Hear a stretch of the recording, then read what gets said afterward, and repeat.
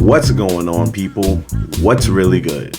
It's your boy Marv, and this is the Nerds in the Hood. Hope y'all like that new logo, y'all. Your boy did that himself, baby, with the help of AI. No Allen Iverson, you know what I'm saying?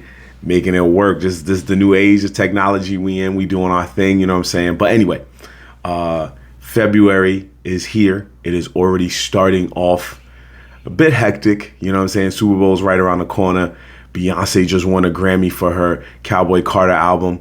Not the album itself. I don't know. I didn't really see all of the Grammys, but by the time I started recording this, I know she started winning some hardware for that album and some of the songs. Luka Doncic just got traded to the Los Angeles Lakers. Main event, Jey Uso just won himself a Royal Rumble. Yeet. If you know, you know.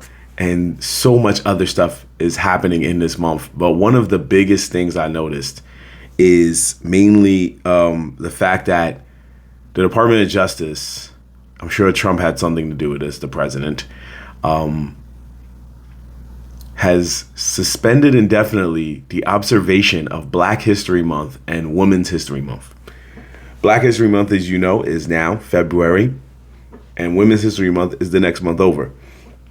So that really, you know, as a man who has two sisters and a mom, loving girlfriend, and a lot of friends who are females, and a man who is of color, that really like resonated with me. I felt very hurt, very betrayed. That sucked to me. Is crazy. Please don't come in my comment section writing about how you're for this change. I don't want to hear it, and I won't tolerate it. But be that as it may, at the end of the day, a show still has to go on. So I decided for this month of Black History Month, mainly for this month, I'm going to focus a lot more on Black history. I'm going to keep that vibe going. This is a platform where it's freedom of speech, so I am allowed to have those speech. I can't get banned for that. And I'm not doing it in a way that's going to, like, basically cause any trouble anyway, so they ain't looking for a guy like me. But I'm just saying that to say majority of the episodes this month will focus on a lot of stuff in terms of not just Black history, but just the impact of Black culture. So please enjoy the episodes that are to follow. You might learn something, you know what I'm saying? You might learn something. So this episode that I am doing is basically covering shows about college, but from the perspective of a Black character, from the perspective of what we call now in the industry a Black lead, you know? And I wanted to talk about it because I'm a man that graduated from college, thankfully. I graduated from, if you can see my shirt here, Winston-Salem State University back in the long year of 2008. I graduated, and that was when social media was just jumping off. 106 in Park was still a really good show, and the Marvel Cinematic Universe just kicked off. So when I graduated from college, a small little film called Iron Man blessed our movie screens, and it was beautiful. And here we are today. But that is not the story. That is for another day. What I am talking about is the fact that in 1987, September 24th, 1987, the first episode of a very now legendary show called A Different World premiered. It was the spinoff to the beloved 80s classic, The Cosby Show. And it was about Cliff Huxtable's oldest daughter, Denise, going off to college, a college known as Hillman College, which was a Black college, and she got to learn everything there. She became an adult there, and they told her story, and they kept the story of Hillman going and the resonance of Hillman from Dwayne Wade and all of the other people. I said Dwayne Wade, from Dwayne Wayne and all of the other characters going, even after Denise left the college and came back to the Huxtable residence. So that was, to me, one of the finest and most impactful television shows overall. but of course for Black culture, because it was a show about Black students just surviving, getting through racism and life at the same time, and a lot of other different things that still go on in college campuses. Fast forward to 2025. We are almost, we're almost 40 years since that show. And not a lot of other shows came out about college like recently after that show in terms of a Black-led college program, right? And in the past several years, we've gotten, at least from what I saw, we got 4, right? BET went out of his way to make a reality show about college called College Hill. It wasn't really that good, but they tried, and the concept made sense. It had legs. It just couldn't walk right. So there's 4 fictional shows about being a college student in modern day America, and the lead was Black. And these are the shows. I'm gonna go through them real quick. It's not about a compare and contrast. It's not about who did what better. I just want to take my time to give these flowers to these shows because they tried their best to just give you a mindset as to what a Black student goes through, whether you like it or not. And it wasn't just Black students in these shows. You know, there were white students, there were Latino students, there were Asian students in some cases, but for the most part, the leads were Black. So one of the first shows I remember was Grownish. Grownish was set in a college setting, but it wasn't a Black college, okay? Grownish was just a regular college, and it was fictional, and it was in California. And Zoe Johnson was the lead. Now, if you don't remember, Grownish is the spinoff to Blackish, the same way A Different World was a spinoff to The Cosby Show.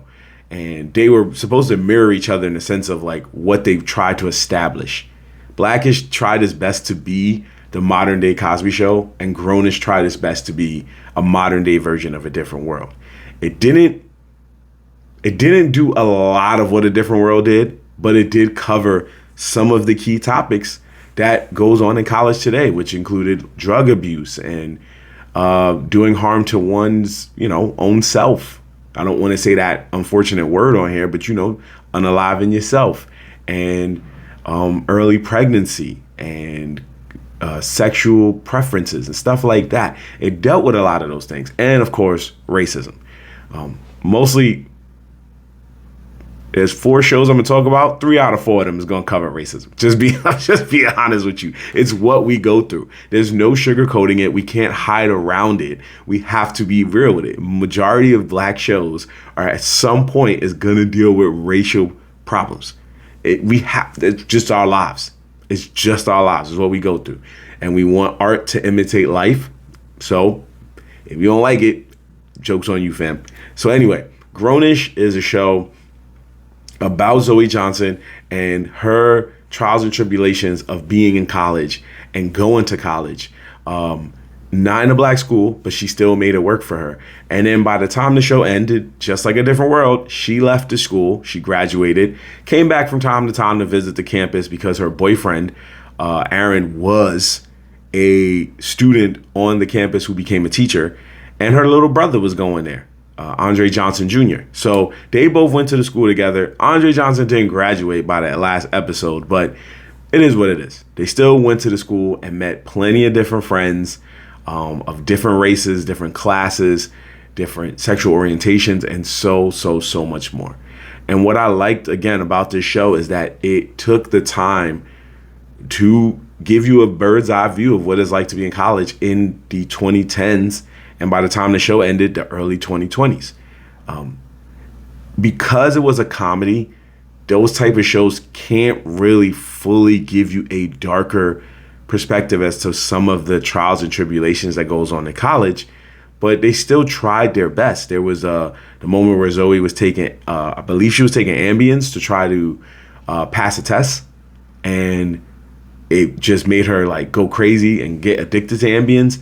And Junior was chugging Monster drinks and trying to balance his job as a manager, but also at the same time, he was getting into cryptocurrency so he could make money. It was a lot of stuff like that that was making you be like, damn. But then you remembered you went through stuff like that too. You just didn't take those type of drugs. You probably took something different. I don't know. That's your business. But what I do know is at the end of the day, that is what college is about now. But some of the same stuff was there, like cheating on the test or going through breakups, right? And of course, racial situations. So they even had fraternities on there, and they had like a fake. I think it was like more of a Omega Sci-Fi type vibe. I'm not sure what they were channeling, but they had fraternal life on there. But they did it more in the sense of like pranking, like hazing, basically. They did it more in that sense of like a slightly hazing situations, but it was a black fraternity that coincidentally had guest stars like and that's where grownish fell off for me, because of the fact that they had people like, they just had different guest stars towards the end. Like Anderson .Paak and the Free Nationals were showing up randomly, and they robbed they were robbing a restaurant just cuz. And then Drewski and Lil Yachty were both in the fraternity as college students, but they weren't themselves. They were playing other characters. But that was when I started realizing, like, this is getting crazy. And even at one point, Lotto was on there, the rapper, and she was playing the love interest of Reverend Run's son, Diggy Simmons, because he was the main character on the show too. So that last season was kind of a wash. But the first few seasons before then, when they were really focusing on like love triangles in college and wanting your first time to be special, and sometimes your first time ain't special because of different things. They just wanted to focus on that, and it tried its best to be a different world for today's generation. It really did, and I'll support them for that, because it was two black leads, and it helped the world see these new characters that we never seen before, and new actors and actresses that we never seen before, like Chloe and Halle Bailey or Lucas Sabat. What was my man's name? I keep forgetting his name. Trevor Jackson, amazing, talented artist.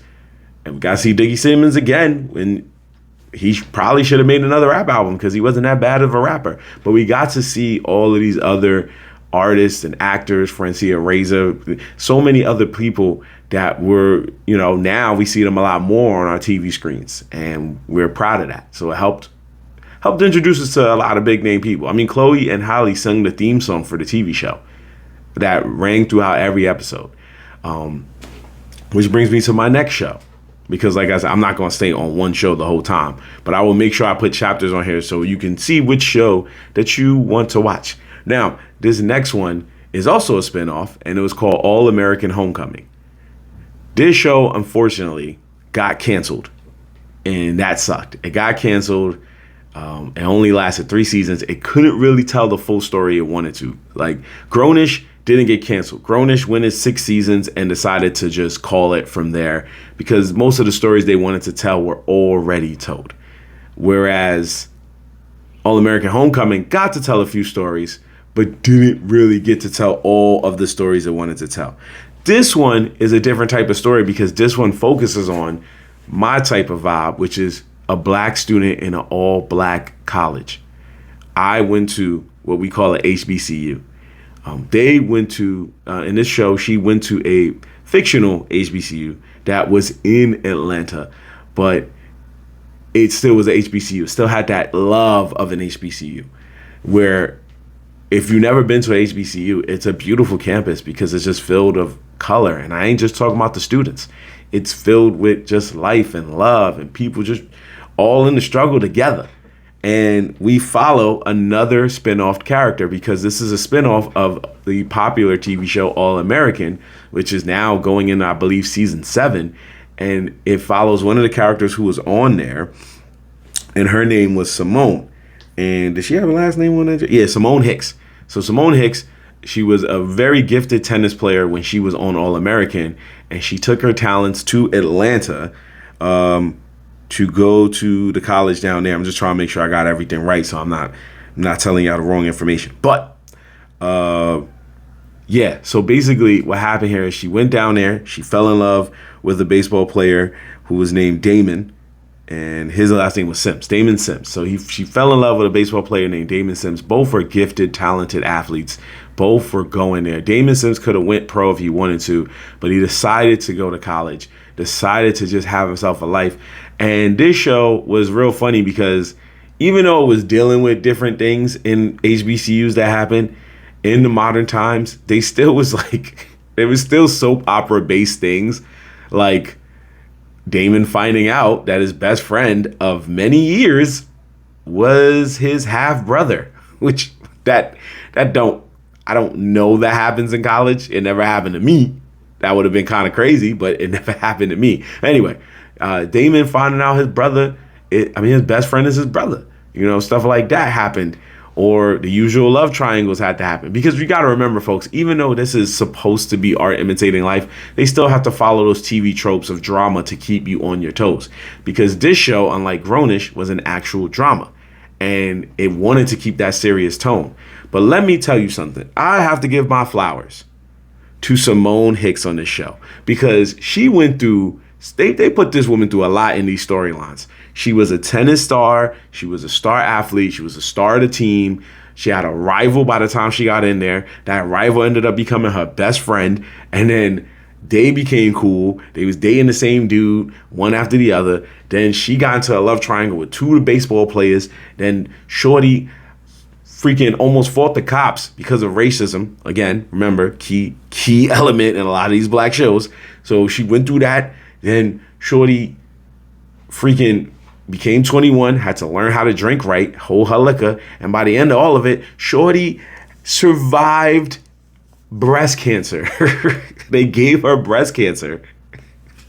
I'm not laughing because she had breast cancer. I'm laughing because it's like they just kept stacking life on her. This woman, by the end of this series, was 21.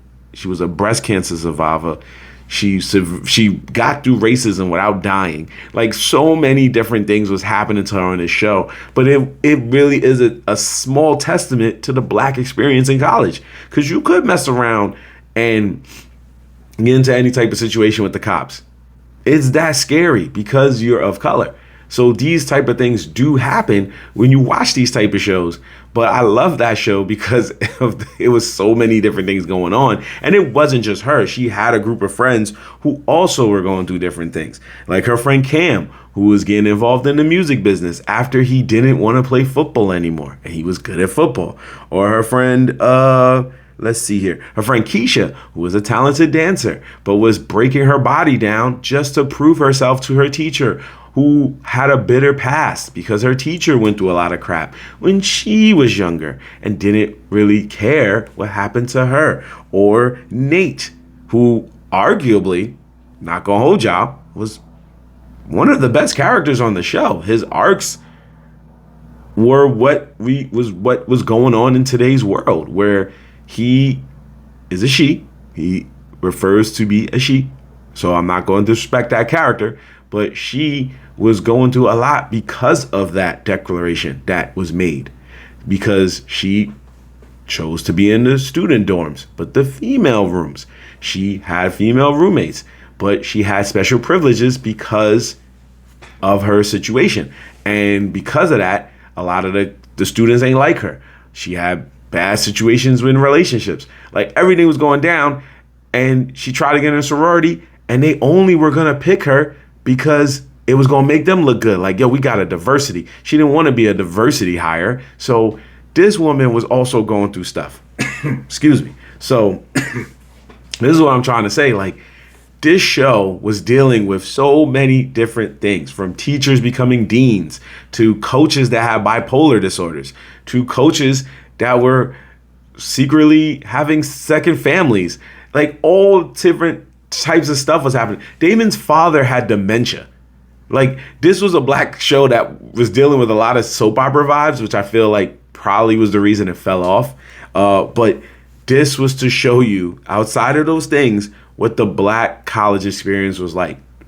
It had its elements, and I'm going to combine all of those elements at the end of this episode. So let's go on to the next show. Now, this next show is going to make a lot of people mad. It's going to make a lot of people write in the comments, bro, this was not a show about college. But I'm going to make that argument right now. And that show is called Power Book 2 Ghost. Now, I know what you're thinking. Marv, this was a show about selling drugs. This was a crime show. How you going to sit here and tell me this was a college show? Well, let me explain. One, Tariq was going to college. Two, his home setting was college because, as you remember from Power, spoilers, he was the one who took out his own father. And because of that, he was already going to college. And in order for him to get his father's money from the will, he had to go to a high, excellent college and get a very good GPA. I believe it had to be 3.0 or higher because he knew his son was that smart. He had to go to a excellent college, get an excellent GPA and graduate with it. And then he can get whatever amount of money he wanted from his dad. So he had to go to college. That was the whole point of the show, picking up from the original events of his dad's life. So that is why it is a college show, because the whole point was, if you get this money, it's only because you went and graduated from a Ivy League school, basically. You know what I'm saying?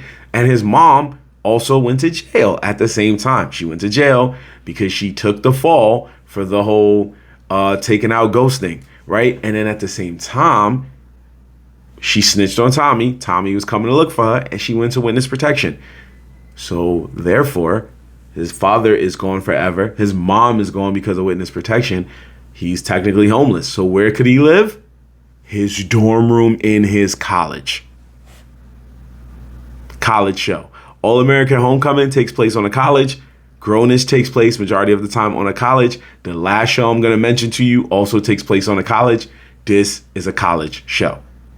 Even though Tariq is running a drug empire and he's teaming up with different criminals and all that type of stuff, he still has to run back home in time to get to school on time to go to college. And at times during the show, they were showing you different scenes where your mans was studying, talking to teachers, going through different classes, having lectures, having debates with different students. He was doing all of that. He was doing extracurricular activity. He was working in the campus school. He had a job in the campus school.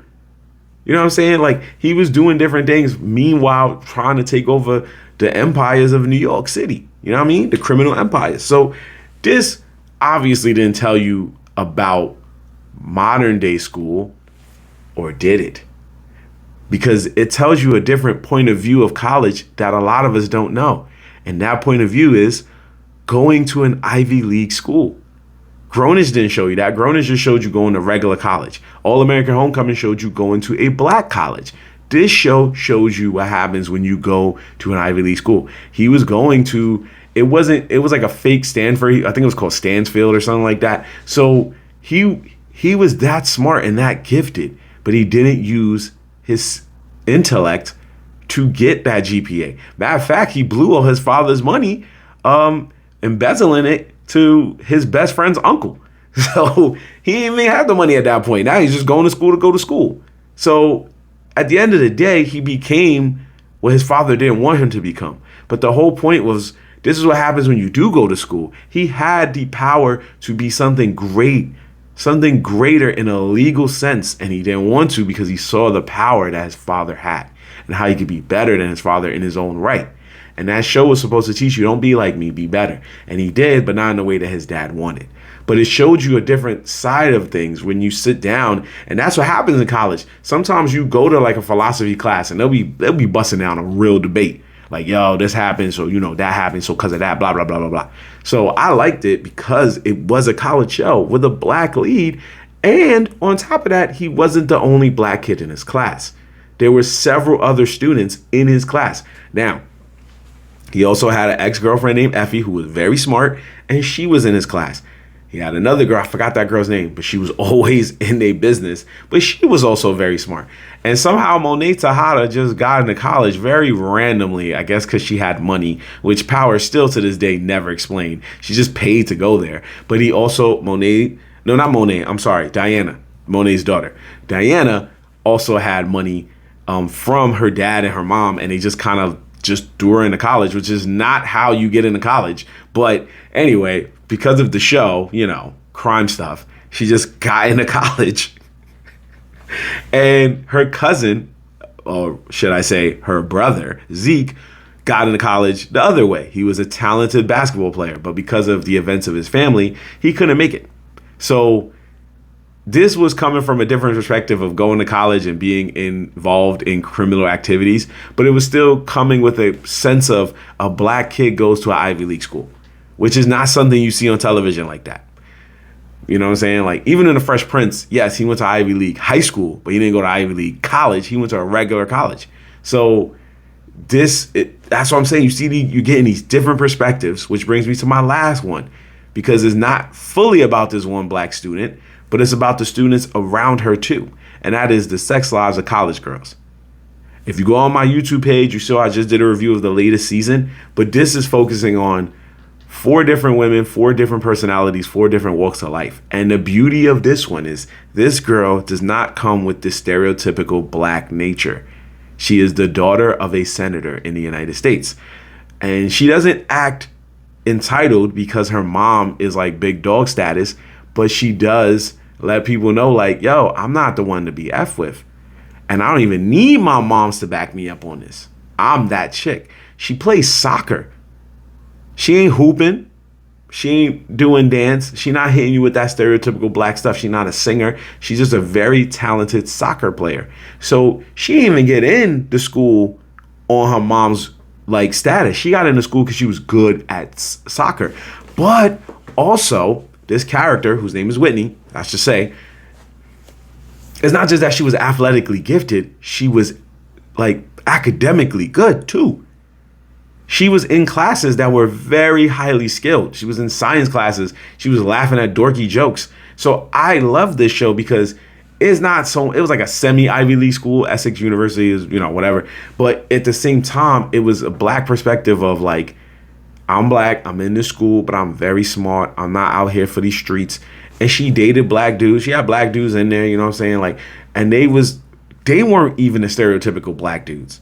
Like Kanan to this day in this show, not the Kanan in Power, but in this particular show, this Kanan was more of like, it seems like he shouldn't be there, but you could tell he was smart enough to be there because he's not even on no team. He's just a regular student. Whereas the other people she got involved with, her best friend on the soccer team, her ex-boyfriend Isaiah, they are athletes. So it's, again, these type of shows are showing you that. Now, there are different people that she rocks with, like her friend Bella and her friend Kim and her friend Leighton and Casey and all of them, right? Taylor, all of them. There's different people of different races and different classes because this is not a black college. It is a universally accepted college, right? So she stands out. And the cool thing about this show is that it doesn't really spark so much on the racial side, but where it does is that she meets a professor who teaches African American studies and just basically checks her and lets her know, like, you should take this class. And why that hit home for me to tell y'all is because I remember when I was in college and I remember sitting there, and in a black college especially, it was mandatory that you took African American studies. It was a mandated class. You had to pass that class in order to graduate from that university. It was no joke. I'm sure other HBCUs probably adapted to that, but my school, they made sure that you had to pass that specific course. And it was well worth it because I sat there and I learned a lot of things I did not know. It was more than just Martin Luther King. It was more than just Malcolm X. It was more than just that. And mind you, I was going to school before Obama even ran for president. So he wasn't even in the curriculum the way he is now. You know what I'm saying? Same thing with Kamala. So for me, watching these 4 shows is amazing. You know what I mean? Because you don't see a lot of shows about college. I'm keeping it a buck. And when you do, it's more, being real, it's more on the Caucasian side. You see more about a lot of white students. And that's cool, but that don't relate to me. You know what I'm saying? So it's cool to see a show. Like when I see these 4 shows, even Power, it's cool to see these kids are smart. Zoe cheated on some tests, yeah, but she was smart. At the end of the day, she used her smarts to become a fashion icon at an early age and work with a lot of big name people. Andre used his status to get to being LeBron, what was it? Not LeBron, Rich Porter, right? Yeah, LeBron James' agent, to being his assistant, right? So it was different things that they did. By the end of All American Homecoming, you saw a different Simone Hicks than you saw than when she came to the school. And she became a stronger woman for it. Well respected on the campus. The last episode was her walking to a tennis match to play in a big time tournament. And the whole crowd gave her a standing ovation because she had to come to terms with the fact that, like, I couldn't hold in the fact that, fam, I took, like medicine and stuff because I had breast cancer and I survived. And these are the trials and tribulations we go through as Black people in college.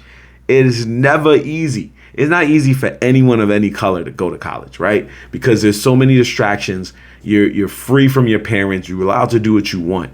But I love to watch these shows. I watched all 4 of them until their very last episode. The Sex Lives of College Girls, I believe, should be getting a season 4, but the other 3 shows are already done, right? So their stories are already told and they are done. But what I loved about these shows was that it got the chances to embrace that Black culture and show people what we are as students, and the fact that we're not just going to college. And it wasn't shows where they're going to college and just being goofy all the time. They were going to college and they was actually going to their classes. They were actually passing their classes. Even when they were struggling, they found a way to pull through and pass the class. They battled with their teachers. Who didn't? But at the end of the day, they got the grade without having to be entitled about it or use the fact that it's like, oh, you're going to fail me because I'm Black, right? So, and of course, all the shows have fire parties. I just got to throw that out there. All of them was having some. I wish All American Homecoming could have showed more of their parties. But at the end of the day, All American Homecoming was on a network. It was a network television show. So you're not going to see too many parties. You know what I'm saying? But they did what college was supposed to do. They went in there and they told stories of what college is like in the 2010s and the 2020s. And it was all told by Black voices. And that to me is what it is for Black History Month. It's impactful Black voices telling you Black stories of the Black situation in any type of situation. And in this situation, it was all about getting that college diploma, y'all. Anyway, I'm gonna cut it short right there. This has been one of many episodes in February that I'm going to be touching base on in terms of just Black excellence, man. That's all we here to talk about is Black excellence. So February is going to be it. They could cancel or suspend Black History Month, but it's not suspended here on Nerds in the Hood. You feel me? Linktree is in the description below, as you already know. And I will see y'all next time. Peace. Chew the back, chew the back, chew the back of spit. If you ain't a ram, then you ain't